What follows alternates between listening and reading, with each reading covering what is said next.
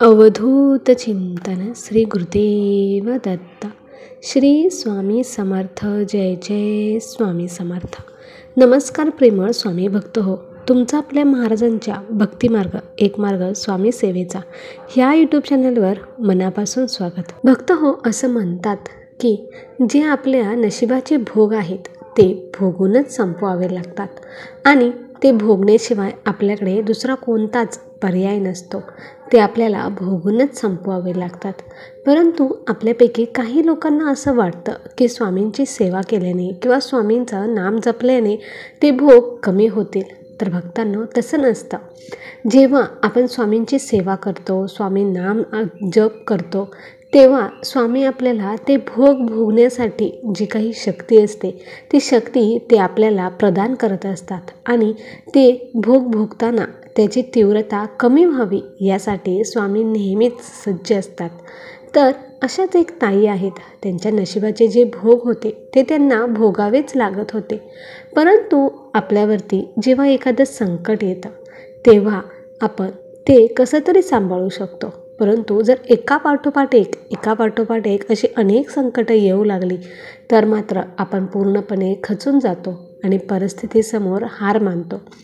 मग अशाच ह्या ताई आहेत. ह्यांच्यावरती संकटांचा अगदी भडीमार सुरू होता.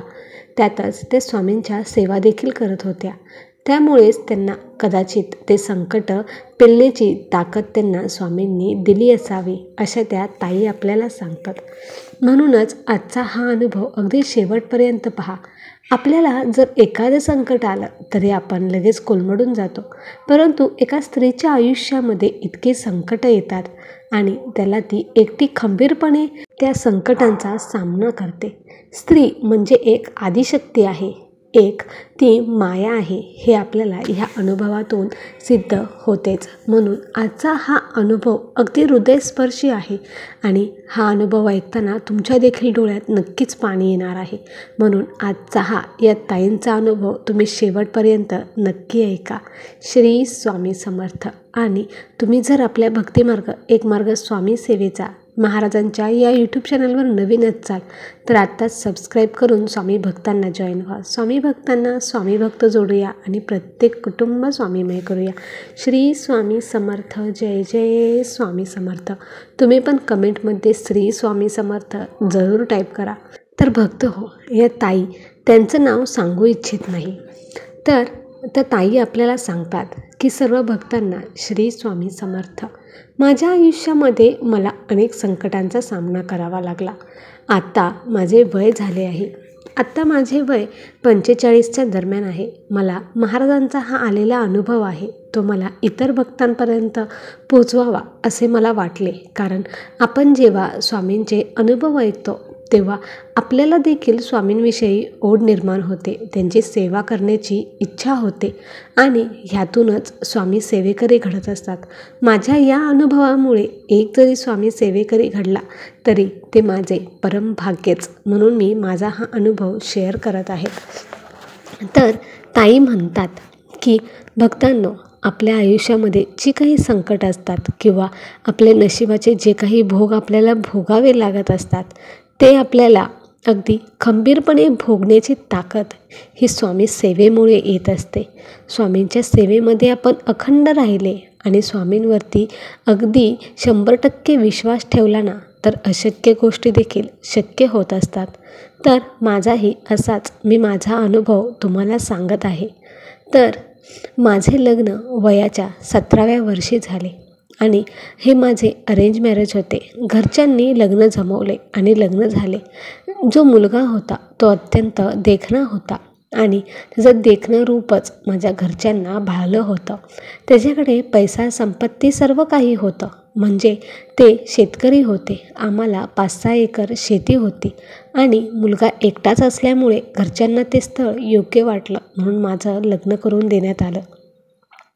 काय झालं, अशीच लग्नाला 1-1.5 वर्ष झालं आणि मग मला दिवस गेले आणि मग काय झालं की मी घरीच असायचे, शेतात जात नव्हते. माझे मिस्टर दररोज शेतामध्ये काम करायचे, परंतु त्यांना जुगार मटक्याचा नाद होता हे मला माहीतच नव्हतं.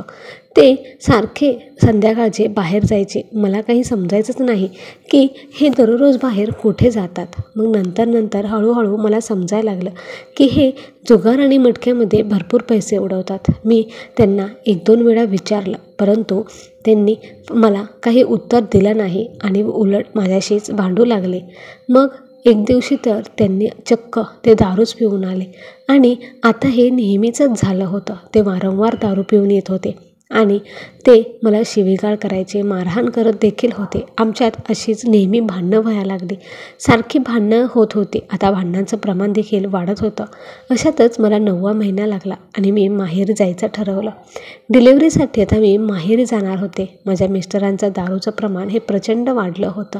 थोडंसं मनामध्ये त्यांची काळजी देखील वाटत होती, परंतु मला असं वाटलं की कदाचित मी गेल्यामुळे हे सुधारतील. परंतु काही असं घडलंच नाही. मी डिलिव्हरीसाठी माझ्या माहेरी गेले आणि मला एक मुलगा झाला आणि मग मी 2-3 महिने माहेरीच राहिले आणि पुन्हा घरी आले. पुन्हा घरी आल्यानंतर मी पाहिलं की मिस्टरांचं दारूचं प्रमाण अजूनही तसंच आहे. ते दररोज दारू पिऊन येत होते. जे काही पैसे असायचे जवळ ते सगळे जुगार मटक्यामध्ये उडवत होते. मित्रांना दारू प्यायला न्यायचं, त्यांच्यावरती पैसे खर्च करायचे हे त्यांचं आता नेहमीचंच झालं होतं. आता माझा मुलगा 1.5 वर्षाचा झाला होता आणि मला पुन्हा दिवस गेले. पुन्हा असेच झालं. पुन्हा 9 महिने असेच गेले आणि नंतर मी दुसऱ्या मुलाला देखील जन्म दिला. आता मला 2 मुलंच होती. मला मुलगी हवी होती, परंतु मला मुलगी झाली नाही. 2 मुलंच झाले. देवाचा आशीर्वाद म्हणून मी 2 मुलं तशीच स्वीकारली आणि 2 मुलं, मी आणि मिस्टर, आम्ही असं चांगलं आमचं कुटुंब होतं. अडचण फक्त एकच होती की मिस्टर जे वाईट संगतीला लागले होते ती त्यांची संगत सोडून द्यावी त्यांनी. परंतु असं काहीच घडलं नाही. आता तर पैशाची फारच गरज होती. मिस्टरांकडे कसलेच पैसे नव्हते आणि जे काही असायचे ते दारू आणि जुगार मटक्यामध्ये उडवून टाकायचे. आता मी सुद्धा शेतामध्ये जात होते, काम करत होते, परंतु मिस्टर कसेच बदलत नव्हते किंवा ते सुधारण्याचं नावच घेत नव्हते. आता मला पूर्ण कुटुंबाची जबाबदारी सांभाळायची होती. मला 2 मुलं होती. त्यांचं शिक्षण वगैरे सर्व काही करायचं होतं. परंतु मिस्टरांची साथ नसल्यामुळे मी फारशी जास्त काही प्रगती करू शकत नव्हते. आता पुढे काय झालं, एक दिवस की हे सर्व काही ठीक होतं. मला याबद्दल जास्त असं काही वाटत नव्हतं. परंतु अचानक एक दिवस माझे मिस्टर एका बाईलाच घेऊन घरी आले आणि ते मग तिच्यासमोर मला शिवीगाळ करू लागले, मारहाण करू लागले. आता मात्र माझा सहनशक्तीचा बांध पूर्णपणे तुटला होता. मी त्यांना तिथेच म्हटलं की दारू, जुगार, मटका हे सर्व ठीक होतं, परंतु तुम्हाला बाहेरच्या बाईचासुद्धा नाद आहे आणि हे मी कधीच खपवून घेणार नाही. ह्याच्यावरून आम्हा दोघांची खूप भांडणं झाली आणि मिस्टरांनी मला आणि मुलांना घराबाहेर काढले. मी मुलांना घेऊन माहेरी आली. मी माहेरी 1 महिनाभर राहिले आणि पुन्हा सासरी न जाण्याचा निर्णय घेतला. मी माहेरीच राहू लागले. माहेरी मला एक भाऊ होता आणि त्या भावाचे लग्न ठरणार होते. भावाचे लग्न ठरले. असेच 2-4 वर्ष गेली, परंतु नंतर आई आणि वडील एक्सपायर झाल्यानंतर भाऊ आणि भाऊजे आम्हाला थोडीशी त्रास देऊ लागले. मग मी तिथेच शेजारी एक रूम भाड्याने घेतली आणि मी आणि मुलं, माझी 2 मुलं असं आम्ही तिघेच राहू लागले. मी कधीच माझ्या नवऱ्याची चौकशी केली नाही आणि मी तिथेच लोकांकडे कामाला जात असे. सर्व काही असं करून मी माझ्या मुलांना चांगलं संस्कार दिले. त्यांचा सर्व खर्च मी व्यवस्थित करत होते. माझ्या भावाने आणि भाऊजाईने कधीच आमच्याकडे लक्ष दिले नाही. फक्त आम्ही तिघंच एकमेकांना होतो. जे काही होतं ते जग आम्हा तिघांपुरतंच मर्यादित होतं. आम्हा तिघांव्यतिरिक्त आमच्या जगामध्ये दुसरं कोणीच नव्हतं. कारण हे बाहेरचं जग फारच वाईट आहे, खूप स्वार्थी आहे, हे मला आता कळलं होतं. माझी मुलं देखील खूप समजूतदार होती. माझा मोठा मुलगा आता मोठा झाला होता आणि त्याला ॲडमिशन घ्यायचं होतं कॉलेजसाठी आणि त्याला बाहेर ॲडमिशन घेणार होते मी. मग असंच बाहेर चौकशी केली आणि त्याला राहण्याची, खाण्याची, पिण्याची सर्व काही व्यवस्था कुठे होते का हे पाहिलं. मग माझ्या मुलाने सर्व काही अरेंज केलं आणि मग माझा मुलगा तिथे गेला. माझा मुलगा कॉलेज करता करता पार्ट टाईम जॉब देखील करत होता आणि हे मला माहीतच नव्हतं. तो जॉब करत करत त्याच्या शिक्षणाचा खर्च करत होता. आता त्याला पोलीस भरतीमध्ये जायचं असं त्याला वाटत होतं आणि तशातच माझ्या गावामध्ये मी माझं पार्लर देखील उघडलं होतं. पार्लर चांगलं चालत होतं आणि एकदा असंच झालं की मी पार्लरमध्ये काम करत होते, तेव्हा एक कस्टमर आले आणि त्या लेडीजने मला स्वामींविषयी सांगितलं. त्या ताई मला म्हणाल्या की ताई, तुमचा स्वामींवरती विश्वास आहे का हो? तर मी नाही असं सांगितलं. तर काय असतं स्वामी, म्हणजे मला स्वामींबद्दल काहीच माहीत नव्हतं. आता हा फार पूर्वीचा काळ आहे, त्याच्यामुळे अगदी 10-15 वर्षापूर्वीचा असेल. तर मला काहीच समजलं नाही, म्हणून मी त्यांनाच विचारलं. तर त्यांनी मला सांगितलं की तुम्ही स्वामींची सेवा करा, बघा तुमची परिस्थिती नक्की बदलेल आणि तुमच्या बाबतीत खूप वाईट घडलं आहे, तर चांगले दिवस नक्कीच येतील. म्हणून मग मी स्वामींची सेवा करण्याचं ठरवलं आणि स्वामींची सेवा मी करू लागले. भक्तांनो, जेव्हा आपण स्वामींच्या सेवेमध्ये येतो ना, तेव्हा स्वामींबद्दलची जी ओढ असते ना, ती आपली वाढत जाते आणि आपण कधी स्वामीमय होऊन जातो हे आपल्याला देखील कळत नाही. माझ्याही बाबतीत असंच झालं. मी जेव्हा स्वामींच्या सेवेत आले ना, तेव्हा मला स्वामींविषयी खूप ओढ वाटू लागली. अगदी म्हणजे स्वामी हेच सर्वस्व आहेत. स्वामी काहीही करू शकतात आणि आपले वाईट दिवस नक्की चांगल्यामध्ये रूपांतर होऊ शकतात हे मला समजलं होतं. अगदी लग्न झाल्यापासून फारच वाईट दिवस मी काढले होते. मी खूप काही सहन केलं होतं. ते दिवस आता पुन्हा नकोत आणि माझ्या मुलांच्या बाबतीत सर्व काही चांगलं घडू देत. भलेही त्यांना काही होता नाही आलं तरी एक चांगला माणूस नक्की बनवू देत, असं मी स्वामींजवळ नेहमी प्रार्थना करत होते. जे काही असेल ते सगळं सुखाने असावं, आनंदाने असावं. माझ्या मुलांच्या बाबतीत कधीच काहीच वाईट घडू नये असं मला नेहमी वाटत असायचं आणि मी स्वामींकडे नेहमी प्रार्थना पण करत होते. इकडे माझ्या मुलाची पोलीस भरतीसाठी जोरदार तयारी चालू होती. त्याला वाटत होतं की त्याने नक्की पोलीस भरतीमध्ये भरती व्हावं. आता त्याची भरतीची तारीख आली होती आणि त्याने एक्झाम वगैरे सर्व काही दिलं होतं आणि आता त्याचं रिझल्ट लागणार होता. मी स्वामींकडे एकच प्रार्थना करत होते की महाराज, माझ्या मुलाचं सिलेक्शन होऊ द्या, माझ्या मुलाचं सिलेक्शन होऊ द्या. आणि काय चमत्कार घडला की माझ्या मुलाचं सिलेक्शन झालं. पूर्ण गावामध्ये एकच चर्चा होती माझ्या मुलाची की तो पोलीस भरतीमध्ये सिलेक्ट झाला आहे. त्याची गावामध्ये खूप मोठी मिरवणूक काढण्यात आली आणि सर्व काही आता व्यवस्थित चालू होतं. माझा मुलगा बाहेरच पोलीससाठी होता, तर त्याने तिथेच एक रूम घेतला, म्हणजे त्याने रूम रेंटवरच घेतला. मला आणि माझ्या छोट्या मुलाला तो तिथे घेऊन गेला. आता सर्व काही व्यवस्थित होतं. मुलगा पोलीस झाला होता. आता कुठलेच वाईट दिवस नव्हते आणि छोटा मुलगा देखील चांगलाच अभ्यास करत होता. तो सुद्धा आयुष्यामध्ये काहीतरी बनेल याची मला नक्की खात्री होती. इतक्यात अचानक काय झालं की एक दिवस माझा छोटा मुलगा कॉलेजला गेला होता आणि मोठा मुलगा जॉबवर गेला होता.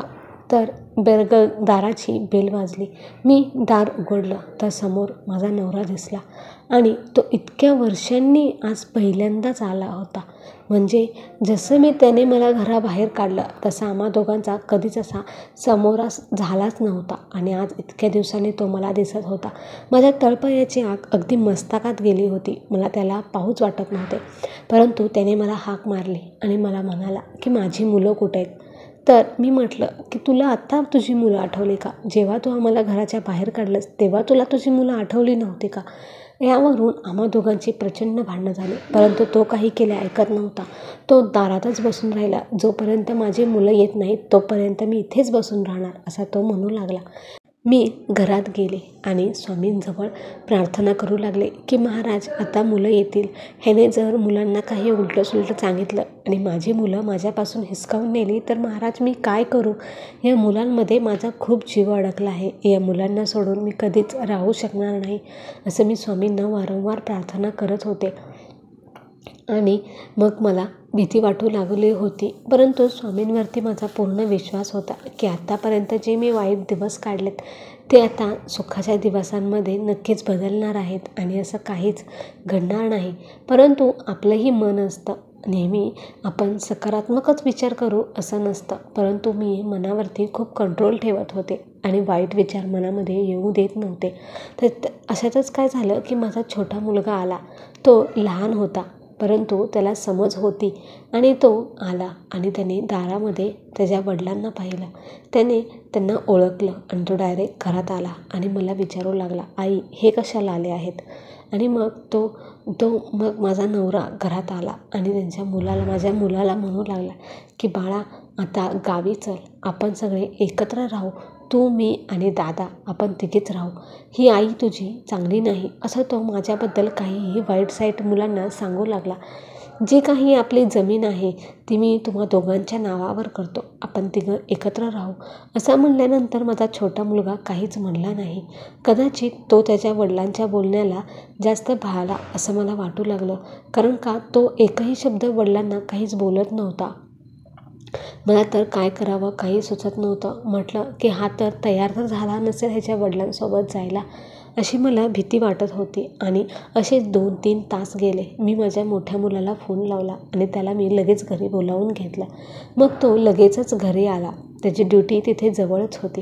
तो घरी आला आणि घरी त्याने त्याच्या वडिलांना पाहिलं. त्याच्या वडिलांना पाहिल्यावरती त्याला फारच राग आला, कारण त्याने लहानपणी मला जो काही त्रास त्याने दिला होता तो त्याने सर्व डोळ्याने पाहिला होता. त्यामुळे त्याने त्याच्या बापाच्या हाताला धरून त्याला घराच्या बाहेर काढलं आणि तो डायरेक्ट म्हणाला की तुम्ही इथे कशाला आला आहे. तर त्याचा बाप पुन्हा त्यांना असंच म्हणाला की बाळा, गावी चल, जी काही सगळी जमीन आहे ती सगळी जमीन मी तुमच्या नावावर करतो, आपण तिघे राहूयात, आनंदाने राहूयात, असा तो म्हणाला. परंतु माझा मोठा मुलगा काही एक ऐकायला तयार नव्हता.